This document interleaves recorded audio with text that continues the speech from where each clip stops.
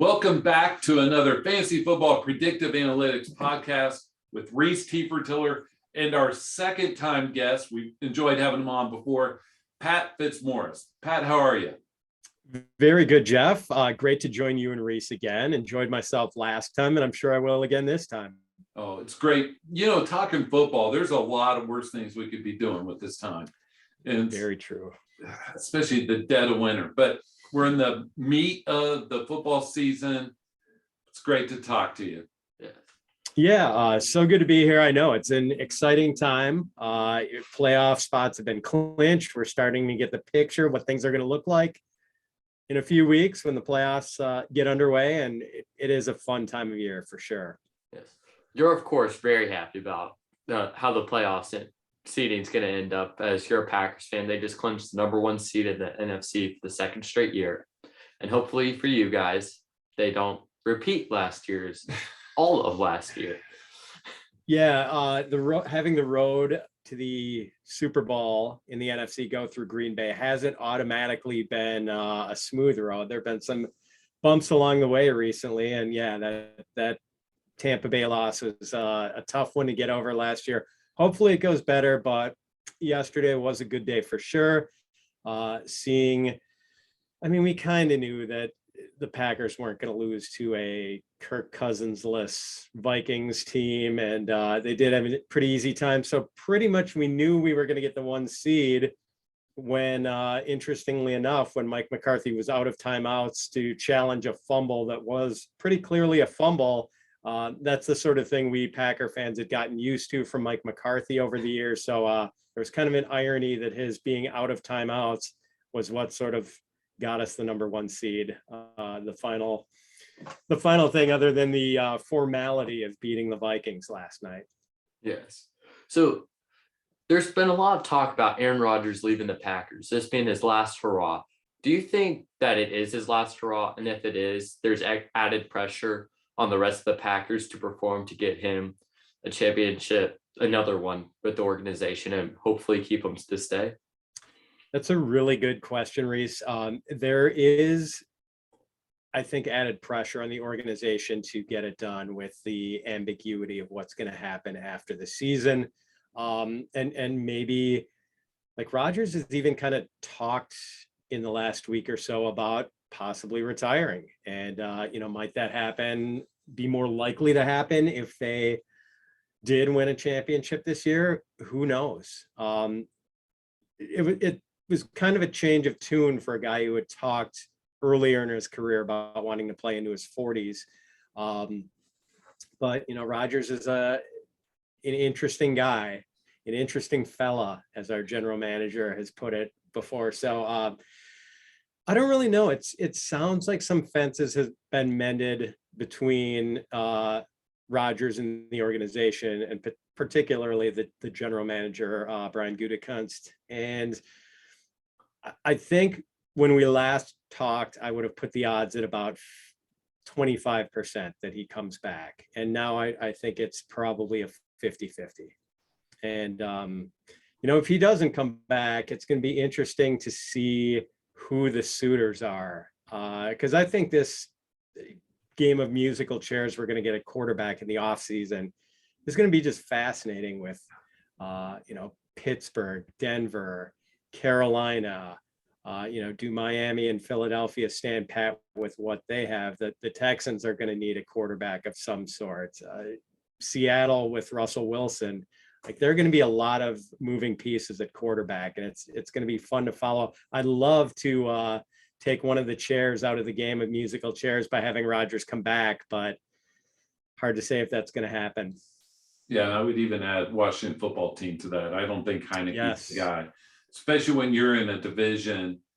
And I even actually think the Giants have to. I know they said Daniel Jones will be back, but they didn't say in what role. And I think the Giants have to address that position as well. All right, so two things that I wanted to bring up and get your pulse on, Pat. Number one, Adams, they said likely to be franchise tagged. Yeah. We kind of expect that, right? But the second part is we had Nick Whalen on last week, and he was talking about all that's going to happen in terms of jettisoning players to bring back both Rodgers and Adams, and what next year's Packers would look like may be a very different team. And Yes. so, Yeah, they are going to have to do some major limboing to get under the salary cap next year, even if we get a significant bump in the salary cap. They're going to have to make some painful cuts. Like I know some people thought maybe they were going to cut Preston Smith in the offseason this year. It didn't happen, and maybe that's a good thing because Preston Smith has had kind of a nice bounce back year for us. But yeah, I could see us having to make some very difficult cuts and not having quite the same caliber of supporting cast if we are able to bring back Davante and Rodgers. Like, I think it's kind of a given that that we're going to give the franchise tag to Davante one way or the other, regardless of what Rodgers does. But yeah, to re-sign Aaron Rodgers, and realistically, it means we're not going to have the same supporting cast. But even with that franchise tag, there's a very high likelihood that Adams is going to get less money on that franchise tag than he would have either re-signing with Green Bay on a multi-year deal or out in free agency. Because, correct me if I'm wrong, but the franchise tag is an average of the top 5 salaries of that position. And if Adams went out in free agency, he's going to make more than $25 million a year. And I think the salary cap would only be like, not salary cap, franchise tag would be like 19. And Adams is getting shorted $6 million a year minimum. It's only for 1 year. So his whole thing is it's only for 1 year, but it gives the team the power and the control to be able to trade him afterwards if they wanted to or whatever. Yeah. And I think when the players union first negotiated that stipulation, the franchise and the transition tags, they thought it might be something players would appreciate, because at least they knew they were going to be paid for that season like elites at the position. But it turns out the players more often than not usually hate it because, as you pointed out, Rhys, I mean, they're losing money in the deal and also losing the security of a long-term deal. So it's a bad deal for them, and it's going to be a bad deal for Davante. The only player who does not hate the franchise tag is Kirk Cousins. The franchise tag made him a very rich man. Very true. Good point. Good point. Good point. All right, Pat, this is where the rubber hits the road for you. Rodgers doesn't come back. Do they roll with Jordan Love or do they go external? And the only reason I say that is because part of the cuts that they will have to make one way or the other, and the Dillon pick and the Love pick could have been 2 starters that they would have under chief control. And if the answer is not Love, then maybe it was a mistake of a pick. Yeah, I mean, I think it was a mistake of a pick, and we've kind of found that out already when Love was clearly not ready for prime time against the Chiefs earlier this year. I think they would have to find some external answer. I don't think they'd want to draft another quarterback when they already spent this high pick on Love. I think they'd have to go out and get like a Jimmy Garoppolo or someone who's sort of on that second tier of guys, not one of the big fishes, not obviously an Aaron Rodgers or a Deshaun Watson, if he's able to overcome his legal problems. But Jimmy G might be a guy, although the way the game of musical chairs is setting up, guys, I mean, Jimmy G might require a first-round pick in a trade at this point because he had a pretty good season, and that gives the 49ers some leverage. They've still got him under contract. They have Trey Lance raring and ready to go for 2022. So Jimmy has value to one of these quarterback needy teams, and if Rodgers leaves, the Packers are going to join that group. Well, you brought up Jimmy G, but he also has history with the LaFleurs and with the type of offense that Green Bay runs. So Jimmy G would be a perfect fit. And yeah, as you brought up Dillon, they could also have $12 million in extra money had they not went out and splurged on Aaron Jones. And they could still have less than $12 million there. And Dillon's an okay running back. People are on both sides of the spectrum. He's terrible. He's great. But he's an okay running back. He is serviceable for another year or two. And they could have kept Jamal Williams for cheap as well, probably $2 million, $3 million a year. And you wouldn't, and that's one less player that you would need to cut with Aaron Jones because he'd already be gone. And you'd still have quite a bit of cap or a little bit less cap money that you need to bring down. Yeah. So Pat, I have a question for you. You talk about musical chairs. I'm going to throw out a bunch of names of mid to low end starters that could be had. Okay. And you tell me what you think. Goff is probably available by trade, and he has a relationship. Jameis Winston, Teddy Bridgewater. I wouldn't want any part of Cam Newton, Darnold, those guys. Drew Lock in that category too. Right. But you also have, but I think Goff could make, Goff and Love or Jameis. But I was also trying to think of the other guys. How about Ryan Fitzpatrick for 1 year? When he comes back, although I wonder if I was just talking about this with someone on a podcast, like if that wasn't kind of when Ryan Fitzpatrick signed with Washington, everyone was so excited about that being the key to finally unlocking Terry McLaurin. I think, not just you, Jeff, I think it was sort of a unanimous sentiment among the fantasy industry. And, I just wonder if that was kind of a house of cards with Ryan Fitzpatrick, this guy in his late 30s who has been good, but has also had some, like every year he's going to have those 3-4 interception games where his YOLO style of quarterbacking gets him into some trouble. And you just look at him and wonder like how anyone could ever willingly start him at quarterback. So I don't know if I'd include him in that group. Maybe. Just the fact that the hip injury was such a, I wonder if that might be, if not a career ender, at least limiting him to someone that people see strictly as a backup, maybe for one more go around. Jameis is a really interesting one. I'm fascinated to see where he lands. Maybe, if Seattle doesn't keep Russell Wilson, like that could be a destination for him. Who knows? He's certainly in play, and I kind of am with you on Goff, who's actually played pretty well the last month or so. Granted, he was pretty bad the first 2 months, but lately he's been good, and he has kind of done it without TJ Hawkinson.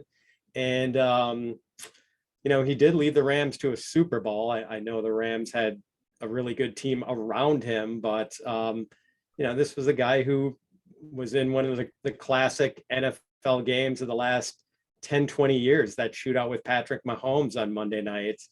I think he's going to be a possible piece for someone too, if the Lions choose to sort of find their next quarterback and move on. Yeah, I'd expect them to, but the one guy I forgot was and I think every team should have been in the mix, including Green Bay, as wild as this was, is Gardner Minshew. Him going for a 6 to Philly.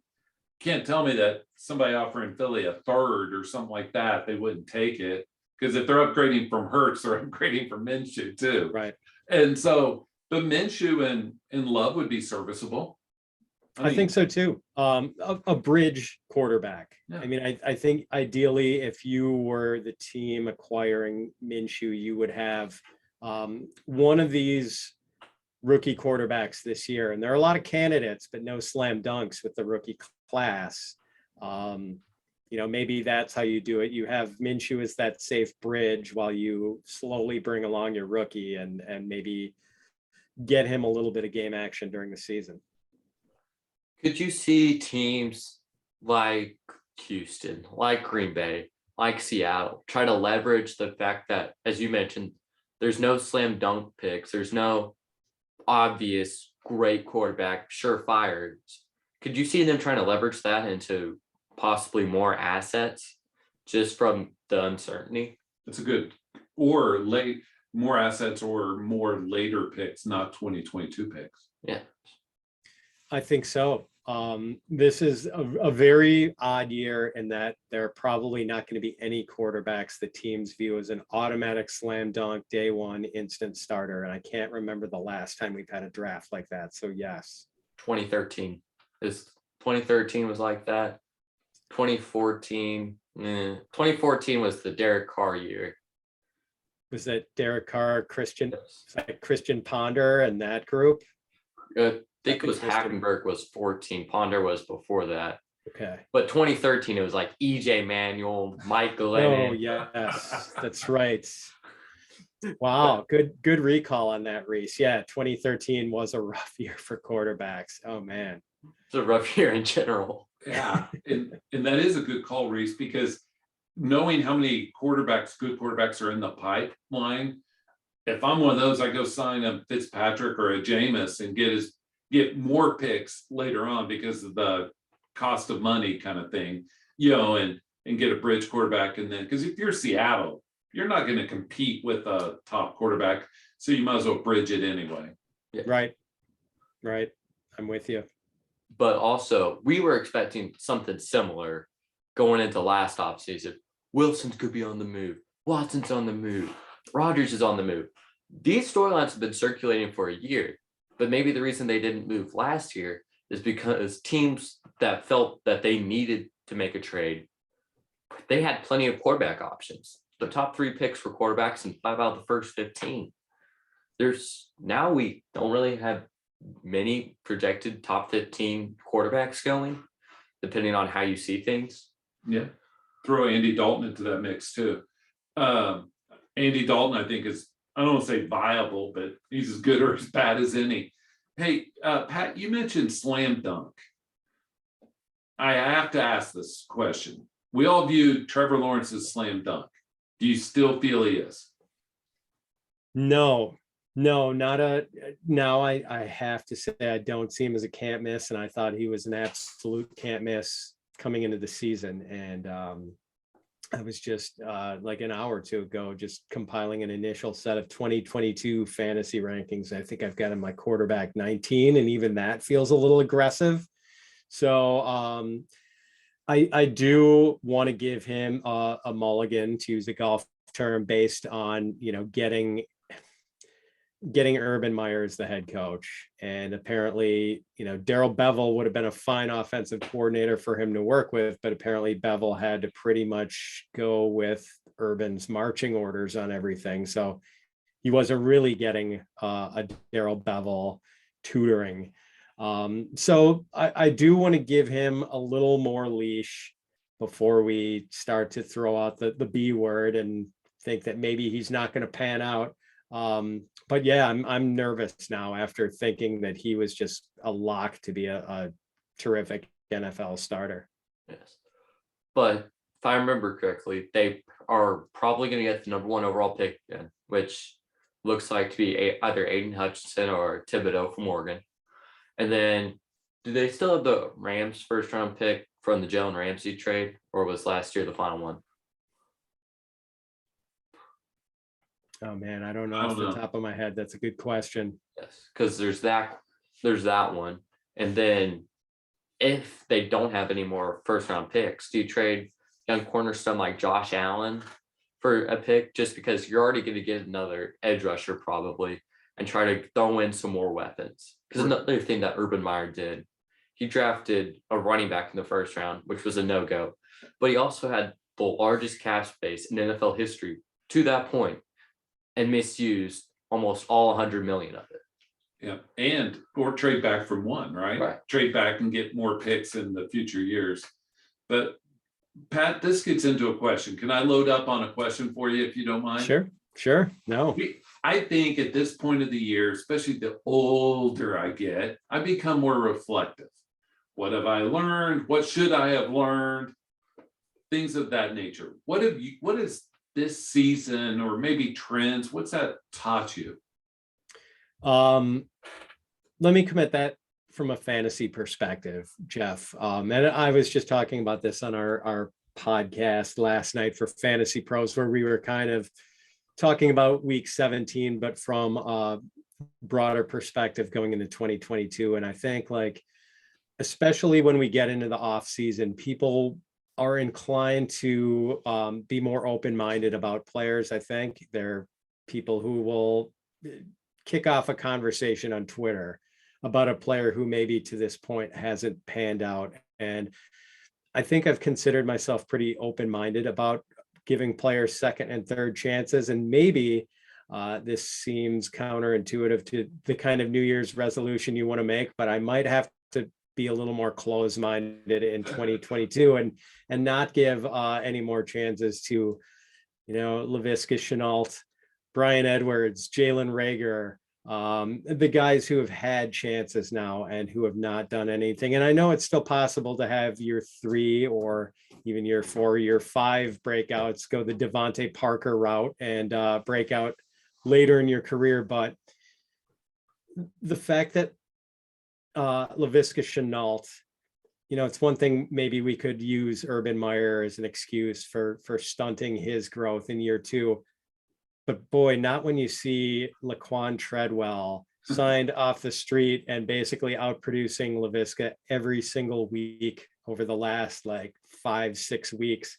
That makes me think that there's just no sense in chasing anything from Laviska at this point anymore. And I'm done believing that Clyde Edwards can be a top 12 running back. I'm just kind of going to walk away from some of the guys who just haven't proven anything and who have given us, who we've given chances to, but just have not shown us enough to warrant our trust anymore. Well, some of the people who have had late breakouts, you look at Darren Waller, you look at Devontae Adams, Devontae Parker. Parker was the only viable option in that 2019, I think it was, Miami Dolphins team. He was the only guy that they kind of had to throw to. So he had the volume, which elevated him up. Devontae Adams, he had Aaron Rodgers. And I think that also might have been the year after or the year before Jordy Nelson left. So there was that reason, trying to groom him, or there was nobody else. And then with Waller, who's a decent receiver the Raiders have had. Right. Yeah. Before Renfro this year, I guess. But on that, to your point, both of you all's point, Rhys, I'm thankful you're not on Twitter, because we heard so much of Brian Edwards is the next, fill in the next Calvin Johnson, or, and I just meant when we do that, we kind of take a slap at those guys who are really pure stars like Calvin Johnson. I mean, that guy ran 4.3, 4.4, a huge man. But also, Pat, let me take it a step further for you, okay? Sure. All right, on one side, some of us, me included, wrote off Odell Beckham. And I still am a little a little worrisome on that.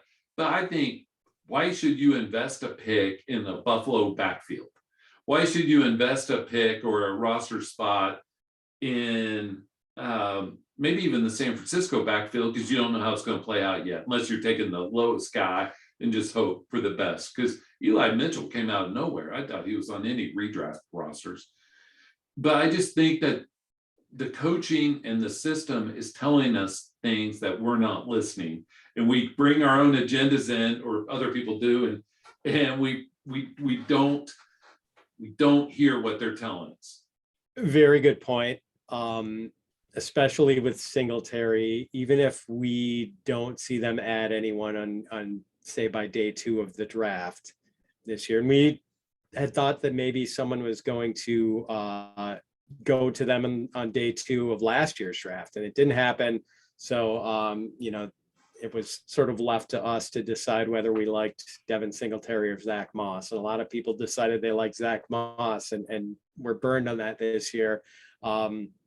And I'm kind of with you on the 49ers. Like I was touting Trey Sermon in the offseason when he was considered, a low end running back 2. I'm like, well, if you're going to pay a committee back price, and Trey Sermon is probably going to be no worse than a member of a committee there. And, but if he gets the job and runs with it, like, you're going to turn a big profit. Well, there was a rookie running back who got the job and ran with it. It just wasn't Trey Sermon. So, I think it's right to maybe bet on the guy who was drafted much earlier and who the 49ers had traded up to get in the draft, but just it didn't pan out. It was a flaw of scouting. Can I blame Matt Waldman of Football Guys? I know he loved Trey Sermon. So Matt made a very convincing case to me. And but no, we can't blame Matt. For some reason, Trey just never won the 49ers over. Mini camps, training camps, preseason, just did not do enough to convince the coaches that he could get the job done. So we saw the Eli Mitchell breakout. It was an interesting development, to be sure. Well, another thought would be on examples like Trey Sermon, does the running back zero draft strategy really work? Because a lot of the running back two darlings this year didn't exactly pan out. We look at guys like Mike Davis, Trey Sermon. A lot of them were running back by committees, the cheaper option. Gaskin, all those, and the running back, quote unquote, running back dead zone. They didn't really work out for any of those guys, not named Cordero Patterson, who was a little bit past that draft pick. And so can we really bank on this draft strategy moving forward if you can't hit on it? Can I take the other side, Rhys, and tee it up for Pat? Yeah. Taking a running back high probably didn't work out unless you had Jonathan Taylor and Eckler. I mean, or Henry for a little bit. You can't plan on getting hurt. But those people that took Barkley or Zeke in the first round probably weren't any happier than those that bet on Gaskin and Davis. So, Pat, let me tee it up for you. What's your draft strategy next year? So, well, let me just make a defense for zero running back. And I think part of it is that like I don't believe that dead zone, like the 4th to 6th round. My contention would be that's where you should still be drafting wide receivers, because that's especially where the value at wide receiver is better than it is at running back. And though a lot of those guys didn't pan out, Mike Davis, I mean, I think he was kind of the poster boy for the running back dead zone this year. Look at some of the guys who were winning fantasy championships for people yesterday: Devin Singletary, Damian Harris, Rashad Penny. Those guys were either drafted further down or, not drafted at all in Rashad Penny's case. So it seems to me like running backs come out of the fog every year to surprise us. Elijah Mitchell, another one we were just talking about, who no one was drafting back in August, unless you're in a 24 round draft like I am, where I fell into him like in the 23rd round or whatever, but no one's drafting those guys. Whereas as receiver, you don't really get surprised by guys like that very often. What you tend to, I don't want to say you get what you pay for, but it's much harder to find those guys who just arise out of circumstances, guys getting hurt. And that's another big thing. The injury rate at running back is higher than it is for wide receiver. So it sort of forces guys up the depth chart at running back. I think here's another comp, Rhys. If you want to comp it to baseball, I think what wide receivers are like the starting pitchers and running backs are more like the relievers. Skill does matter for the relievers too, but often it's just sort of a product of who has the role and not how good they are. Like the closers aren't necessarily the best pitcher, but they're the closers because their managers said so and give them the opportunities, and they're the one getting the saves. There might be other guys in the bullpen who are better, but it's just the coach is saying, hey, it's your time. The 9th inning is yours. That's kind of how it works at running backs. So, and let me turn this on you guys and ask you a question. Okay. So next year's draft, let's say you're picking somewhere in the middle, 5, 6, 7. Would you rather have a running back that is probably going to be pretty awesome when he's out there playing and healthy, like Dalvin Cook or Alvin Kamara, and I think they're probably going to be consensus top 10 picks? Or would you rather have Jamar Chase or Justin Jefferson, who look like they're going to be big time producers for a long time, and you're probably going to have a much better chance of getting 15, 16 games out of them at least? I don't trust either of the two running backs that you just mentioned, so I would 100% go Chase or Jefferson. But in that same running back zone, Derrick Henry's probably going to be available in that too. And I'd much rather have Henry. than the two. It would just depend on the player for me. Sure. I answered this. I got an email this morning. I answered it. Pat, I had the two running backs, Henry and JT high, then Henry, then a gap of a few receivers like the ones you mentioned, and then Najee Harris, and then a gap of a ton of receivers before I would think of the next running back. Because, well, I like McCaffrey. How many games you getting out of him? While I like Eckler, I like Eckler a lot, but how many games you getting out of Barkley, Zeke? I mean, even DeAndre Swift. I like DeAndre Swift a lot.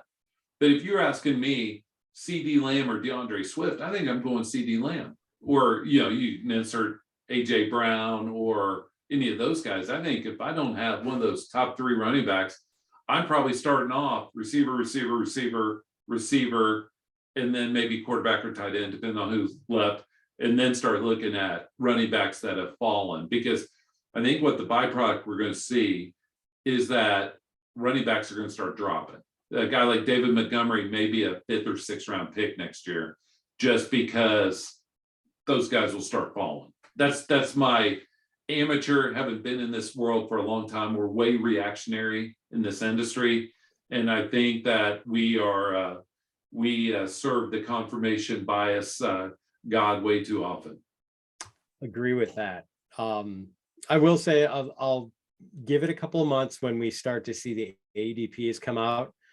I'll bet we see Dalvin Cook and Alvin Kamara ahead of Jamar Chase and Justin Jefferson, because people have that strong running back bias, and they want to bet on those guys. But I'm with you. I don't think those guys are the kinds of guys we should be betting on when they're premier wide receivers still available. Yes, but I think the stat that we've gotten into our brains is points over replacement, where how many more points will the difference between Jonathan Taylor and running back 12, Ezekiel Elliott, that difference versus difference of Devontae Adams or fill in the blank on your wide receiver 1 and Adam Thielen. That's the stat that we've gotten in our head. And that's what's made running back such the premium position. But even at the 6th pick, would it not be a smarter move to combine both of those lessons and take tight end right there? It'd be weird. But another thing that this year showed us is who's the top tight ends? The tight ends are going highest in the draft the year before. Yeah, the top 5, and it's the opposite with quarterbacks. Think about the top quarterbacks drafted in ADP. Top 2 or 3 were not even the top 5 in points per game. Lamar, Allen was in top 5. Murray was. No, I said top. All right, but Mahomes wasn't a great fantasy producer. Lamar wasn't a great fantasy producer. I'm just saying you could make an argument 3 through 6, but I meant there's no edge to taking the 1st or 2nd quarterback off the table, because you could make a case for Herbert or some Burrow. I'm wearing a Cincinnati hoodie, but you can make a case for those guys, or Brady even, right? But I just think that, to your point, I like the tight end call, especially if we think that Ertz or Kelsey's going to take a step down, and maybe a guy like Andrews really going to emerge to be that guy. Yeah. But Pat, I can't see, especially with guys like Penny. Penny's the one that really makes me think this year, right? Because he's going to be a 5th round pick next year. He's going to be a 5th, 6th round pick. And you have to ask yourself, do I really want him to be a running back 1 or not? The one guy that I want to push in on, that you said wide receiver is all about circumstance versus talent. What do you think about Amon Ross St. Brown? Yeah, he's interesting. And I know at first some people thought he was a product of the Hawkinson injury, and that sort of he became the favorite short area target. But boy, I mean, he has just looked so good. And there were flashes of it in the preseason too, I thought.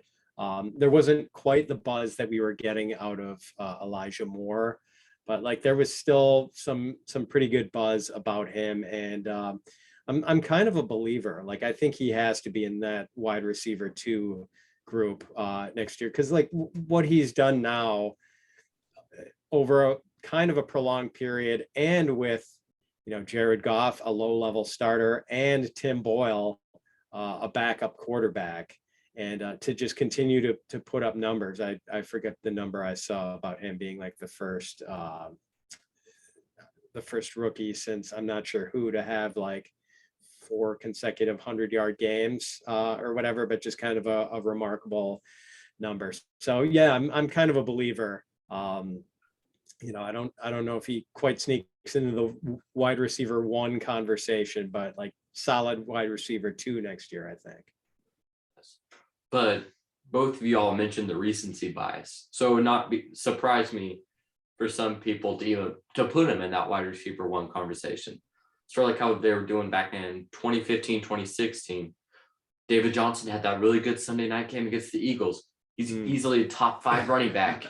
He did turn out to be a top 5 running back that year, but there was not. Oh yeah, that's a great point. Now on the recency bias, it brings up 3 players I want to get both of you all's thoughts on. Sure. Michael Thomas, Cam Akers, Travis Etienne. We don't have anything recent positive, and I still am doubting. I mean, Akers had a pretty major injury to be back at full strength this year, but those 3 I'm struggling with. How strongly do I believe in them? Pat, do you have any strong feelings about Thomas or Etienne or Akers? Yeah, I'm a little worried about Thomas. And once we see a player of, I guess he's still not that old. He's going to be probably going into his age 27 season or something next year. But still, and I think maybe even Dr. Gene would back us on this. Like maybe once guys start to get that, once the injuries start to come, maybe they're not going to stop. I don't know. Maybe Gene wouldn't agree with this, but like I'm a little worried about Thomas's ability to stay healthy. The fact that he's been a little bit of a malcontent throughout his career. We don't know what they're going to have at quarterback next year. I don't see New Orleans being a destination spot for one of the premium guys, although I think maybe that was one of the guys Russ had put on his list of places he'd be willing to go. So I guess I'm a little skeptical, and I probably will not be the Michael Thomas buyer in any league. I mean, the Cam Akers thing, I mean, we know that the torn Achilles used to be sort of the death sentence for running backs. That position in particular, we saw guys like Mikel LaSure just sort of never come back from it. And remarkable that he's come back so fast. I would definitely need a discount, I think, to get back on him next year. Like we saw Deonta Foreman, it took him like 4 years to resurface after his torn Achilles. And I'm sorry, Jeff, who was the last guy? Etienne, Travis Etienne. Oh, Travis Etienne. Yeah, so he had Lisfranc. Was that his injury? The Lisfranc surgery? But the new coaching staff, the James Robinson, to me, that's all super interesting because if he hits, you have a RB1 at a discount because they're lacking weapons. But if he misses, it's going to be ugly. Yeah, I mean, I really liked him as a prospect. I think I'm already invested enough in him in Dynasty that it's gonna. I probably don't need to go overboard with him on redraft, but like I'm still enthusiastic about him. The fact that he had his injury early in the season, should be ready to go by the time he gets out, and the unfortunate timing for the James Robinson injury, like probably works to ETN's advantage. But that would be a nice 1-2 punch. I'd love to see Robinson be healthy enough to come in and, maybe he's going to start on the PUP list or something, but come in October, and like, that would be a fun combination to see. Well, for Etienne, Darrell Bevell was this former Seattle offensive coordinator. You don't know how much of it was Pete Carroll versus Bevell, but that team's Seattle's been a run-heavy team with Bevell at the helm. You don't know how much of that was Carroll, like I said, but even if it was 50% Bevell, that's still a lot of carries. Not so much drop back from Trevor Lawrence, and Lawrence and Etienne do have a rapport with each other, throwing the ball to Etienne, going back to their college days. So Etienne is a positive, though there could be a lot of hype on him, making him overpriced, as there was even with CEH a couple years back. And then who are the other two? Akers. Henderson's still there, so you don't. Sony Michel's still there. Michelle's gone after the year. They could bring him back on a discount. True. But 2 mouths to feed because you can't bench Henderson. He's done too much so far this season. You can't bench him. Or you could trade Henderson, but you can't bench him. He's looked decent this year. He's not like good before, but he looked good this year. And how about Mike Thomas? No. Thank you. The guy's barely played in 2 years. The part that puts me out on Thomas is he waited so long to get that surgery on his ankle. Like if he really wanted to play, he would have had that in March and been ready instead of having in June, where he's just going to be healthy in time to go to the off season. Right. And plus, there's something about a receiver having Drew Brees throwing the ball to you and having Taysom Hill throw the ball to you. One gets you a little more excited to get out of bed. And, I don't know. Well, one still, but Taysom Hill, because they really don't have anybody else to throw to, you could still see Slant Boy getting a ton of targets. And it doesn't take too much talent to throw slants. You say that. Have you seen Taysom Hill play too much this year? I mean, Trevor Siemian looks great compared to Taysom Hill. Hey, Siemian nearly led the Broncos to the playoffs. People forget that. Siemian nearly led the Broncos to the playoffs. It's true. Back in 2016. I understand. All right. So back to your Packers, Pat. I look at that division. Let's say Rodgers is gone. What do you make of that division? Yeah, it's still going to be wide open, even if the Packers lose Rodgers. Like they could still win that division because Detroit's got a way to go in their rebuild. I think Chicago is kind of like hitting bottom this year. And like that's just sort of, they're going to have to clean house with the front office. I mean, Ryan Pace is a terrible general manager. Matt Nagy is going to be gone at the end of the season. And I just don't think they have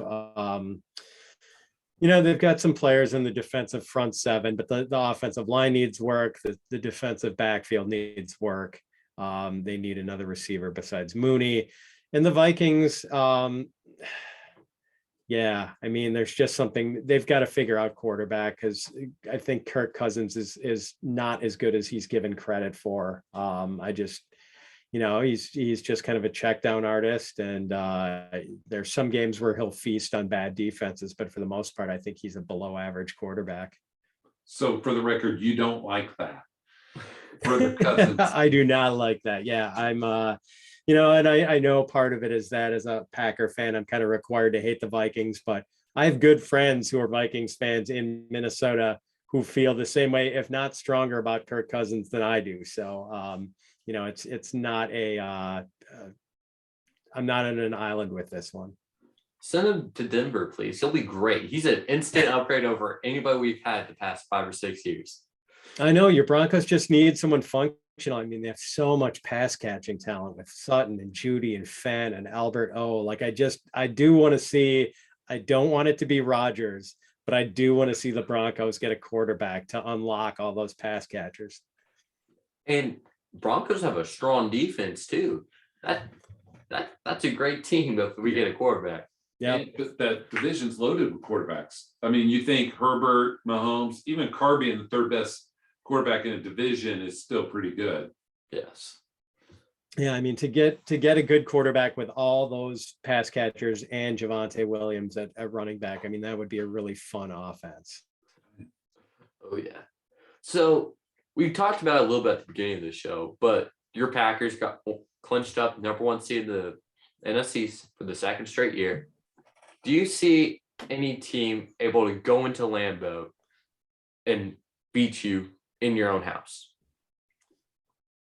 I would have said Dallas a couple of weeks ago, Rhys, but like just the way the Dallas offense has struggled lately, like I thought maybe Dak had snapped out of it a couple of weeks ago when he blistered Washington, but we know Washington doesn't really have a good pass defense. And then I thought Dak looked pretty bad again yesterday. And it's weird. I think I saw this stat where like since Dak came into the league, He's been below 6 yards per pass attempt in like 18 games for his career. And 6 of them, if you include yesterday, 6 of them have been since the start of November. Like, he is struggling big time. They don't have Gallup now. The running game is kind of stuck. I mean, it just doesn't seem like Zeke has a lot of juice anymore. The defense is for real, but who would have thought coming into this year that we would have been talking about a Dallas Cowboy team being carried by their defense, carried. And that's kind of where we are now. Plus they're a warm weather team. Arizona's a warm weather team. We already beat them without Jair Alexander, David Bakhtiari, Zadarius Smith, 3 guys we might possibly be getting back for our playoff run, beat them on the road. I'd love to see the Cardinals come up to Lambeau in, January, mid-January, when it's going to be like 4 degrees.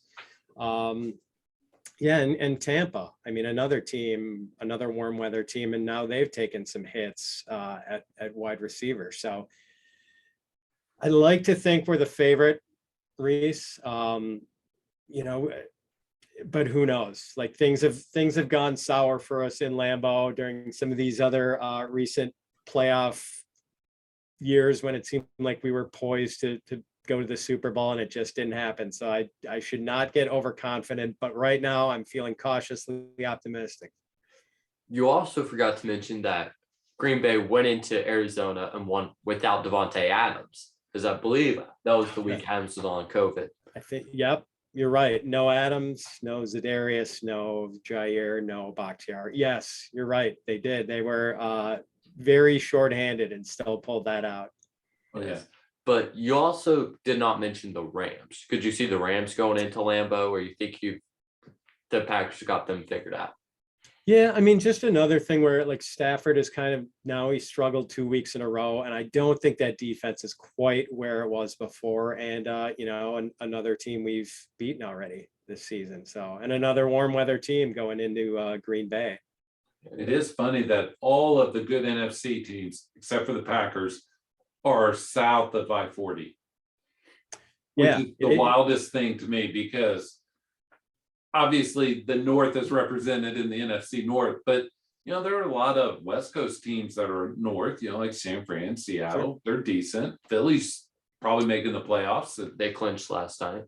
But no, it's all South teams, but when I think about that further, if you're a free agent, you're going south if you can, right? I mean, money being equal, yes. You don't want to be. 3 of those states have 0% state income tax, right? Meaning Arizona, Texas, Florida, and so it's one of those things. But how about the AFC, sir?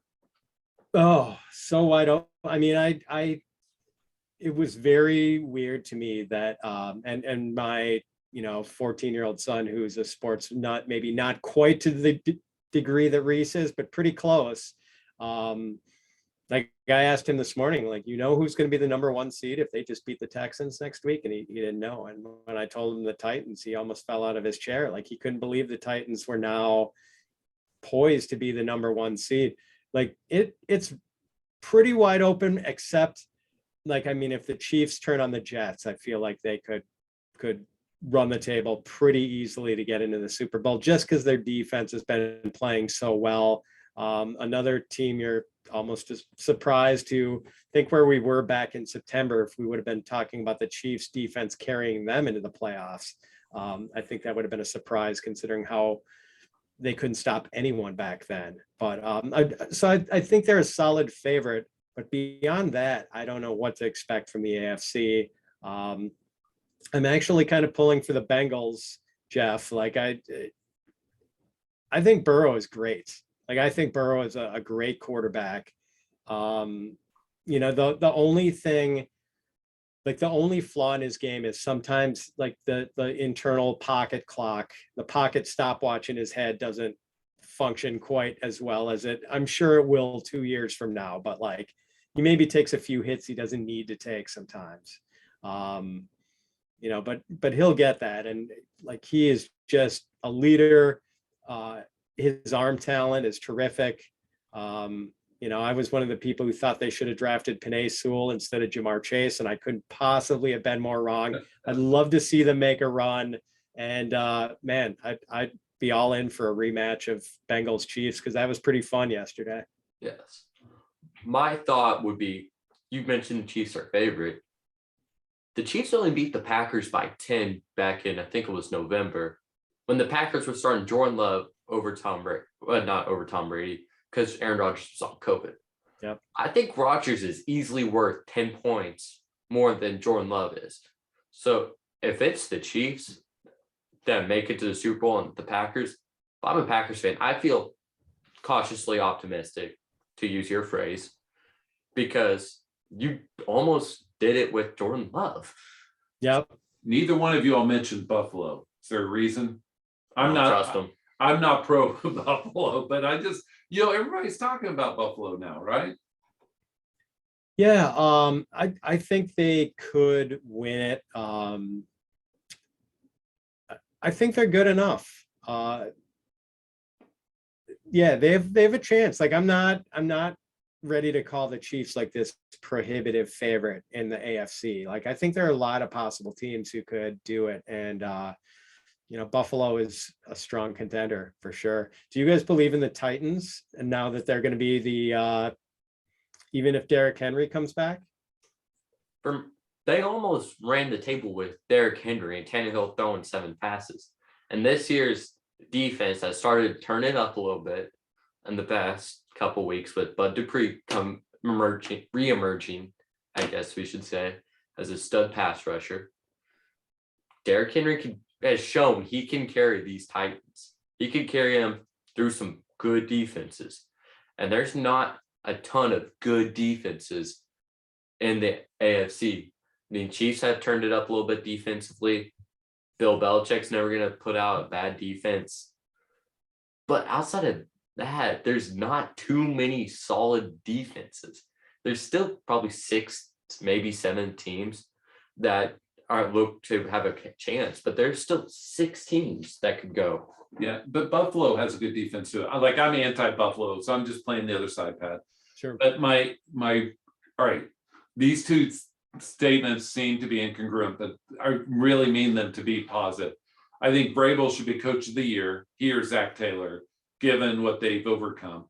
But I also think Tennessee has less talent. And if some team, Chiefs, whomever, solves how to stop Derrick Henry, I think the Titans are done. Oh, 100%. And so, when it's one-dimensional game, team offense, it also kind of worries me about the Chiefs. One dimension, you have to beat 4 other teams that are planning and they know what to stop. It just gives me a little more pause. Does that make sense? Yeah, and that's, one of the things Tennessee can't do is they can't be like, 2 scores down in the second half, in the fourth quarter. That's they're not really a team that can put up points quickly. So they have to kind of control the game. But I'm kind of with you, Rhys, though. I think they have to be taken seriously. They can run, they can stop the run, and their pass defense isn't terrible.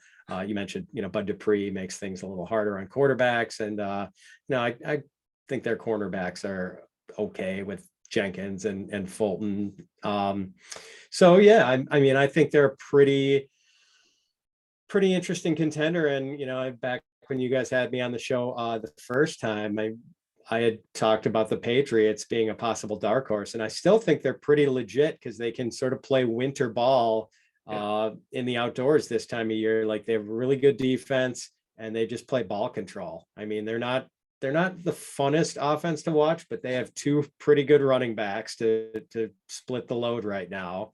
And both of them are kind of thumpers, the guys that, it's going to hurt if you have to tackle those guys like 10 or 12 times if you're in linebacker. So yeah, I like their formula too. Like, the AFC playoffs are going to be pretty fun because I definitely think the Chiefs are the favorite, but they are by no means invincible.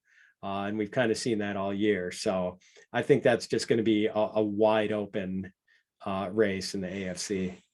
People bring up, because you brought up the Patriots not having a good offense. And I agree, but I like throwing out the stat they're the only team this year who have put up 50 points twice. Oh, really? Yes. Wait, who was? So obviously It's the Jacksonville. Jets Yes. and Jacksonville. Oh, and the Jacksonville. Jets. I forgot about that. You're right. Wow. Not great competition. However, they did put up that 50 burger twice. The mark of a good team, beat up the bad teams. Tell that to the Patriots, who struggled with the Jets yesterday. And The Bucks, yeah. But what did I say? Patriots? I meant 2.0 Patriots. I meant 2.0 Tampa Bay. Patriots. But I really enjoy having Rhys around. So he keeps me honest all the time. But I think about like how the playoffs are going to play out. If Cincinnati gets paired up with KC again, and KC's a 7-point favorite, that seems a little extreme, but that's probably what it would be.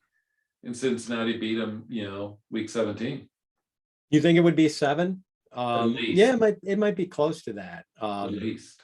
Boy, I'd like Cincinnati with the 7 in that case. Like I just think they can match, they can go blow for blow with the Chiefs. And the Chiefs defense has played so well lately, and the Bengals passing game was able to do to them what they did yesterday. Like that would encourage me if I were a Bengals fan. I'd be pretty excited. Yeah. Could the Colts make a run? I don't think so. I'm not a Carson Wentz guy. What do you guys think about that? Yeah, I'm a big Jonathan Taylor guy, obviously, as a University of Wisconsin guy, but and I think their defense is pretty solid, but I'm not a Carson Wentz believer. I just think that if somebody believes the Titans can do it, you gotta believe the Colts can do it because they have a better defense, and the quarterbacks are similar enough. They're both game managers. They're similar enough, and Jonathan Taylor's been looking really good, really good. Yeah, the only plus on Henry is that he gets 2 extra weeks to come back. He doesn't have to come back week 18. Then they get a bye in the first week of the playoffs. So he does have a little longer to come back. But I will say Indy doesn't get enough of our credit collectively. They have a decent offense. Pittman's decent and Jonathan Taylor's decent. Wentz is, would you say, mid-pack in terms of NFL quarterbacks? Maybe a smidge, maybe in the 15 to 20 range, right? But, they're passable. I mean, I could see them beating Cincinnati any given day, beating the Chiefs any given day. Sure. I mean, they've got a good run defense, 3 good cornerbacks. It's just, they've lost a few close games where you just kind of wonder if they've got what it takes. Like that loss to the Raiders yesterday at home was just so disheartening if you're a Colts fan. And I'm good friends with one Colts fan, and I know he was just, he's kind of ready to give up on the team after that. He's like, Super Bowl teams don't lose games like that. They lost another one where they, I think, blew a lead to the Titans and went to overtime with them maybe a month and a half ago. So there's games that make you sort of wonder about them, but they're not. I guess they've got a puncher's chance in that conference. I worry that Wentz is not going to be good enough to take them to the promised land. And you give up a first-round pick in next year's draft for him, so you're stuck with him at least one more year. Right. That's the other piece to it. And as we talk about the trickle down of all the quarterbacks, Wentz is one of those that seems locked in. Let me tee up one last question for you guys. Okay. 2 quarterbacks, do their teams stay with them next year? Hurts, Tua. They kind of have the Alabama connection too, but does Miami stay with Tua as, hey, you're our guy? Or they say, hey, that Deshaun Watson guy's kind of sexy. We kind of like him down here in South Beach. Same with Philly and Hurts, What do you think, Pat? And we'll kick it to Rhys. Sure. I think Miami does not. And the fact that they were sort of, that there were these whispers that they were looking into a trade for Deshaun Watson, even during the season, even when some of the legal stuff was mounting and things were still coming to light. I mean, I have to believe there's where there's smoke, there's fire as far as those rumors. So the fact that they didn't even believe in Tua back then, before Tua had given them any reason to sort of disbelieve. And now I'm kind of a disbeliever too. I was a Tua fan, but yesterday was really ugly. The arm strength is maybe not what I had hoped it was going to be. I mean, it just seemed like maybe it was an optical illusion thing when he was playing at Alabama, but I thought he had more arm than he actually has now. And, I think he's going to be one of those guys you're always either looking for his eventual replacement, or he's just going to be a really good backup somewhere. The Marcus Mariota career path. And I think that's kind of the way Tua is going to go. Hurts, I'm a little more undecided. That offense has kind of worked with him. It has to be kind of a special offense, and they have run like 64% of the time since like Halloween, which is just crazy. I mean, that's like Big Ten football, not NFL football. And you sort of have to be that way with him because he's just, not a good pure passer. I don't know whether they're going to pull the plug on him or not. I could kind of see it going either way. What do you think, Rhys? I think that Hurts led him to the playoffs. So I do think he is going to stay at least one more year. And you mentioned where there's smoke, there's fire. At one point during the August, September time, they were saying Philadelphia is the only team pursuing Watson. So they're still in that same tier as Miami in terms of, are they looking for a quarterback? And they brought in Minshew. Yeah, as an insurance policy. But that also might have been because Hurts's style of play, running the ball often, not as good throwing the ball, has led to more injuries as quarterback. So you need to make sure your insurance policy is decent. But with Miami, Tua was turning around before that last week. He had him on a 7-game win streak, throwing the ball really well. It's hard to not think that they're going to keep him at least half more season. And part of the reason why there was a lot of rumors for that, Miami's going to go for Watson, is that they had a lot of picks. They still have some picks, but they don't have as many now. Yeah, I would also say that I think there's Tua as an upgrade over 10 or 15 starters. Like, he's better than anything Washington has, right? He's better than if Tua was traded to the Packers, he would still be better than Jordan Love. Yes.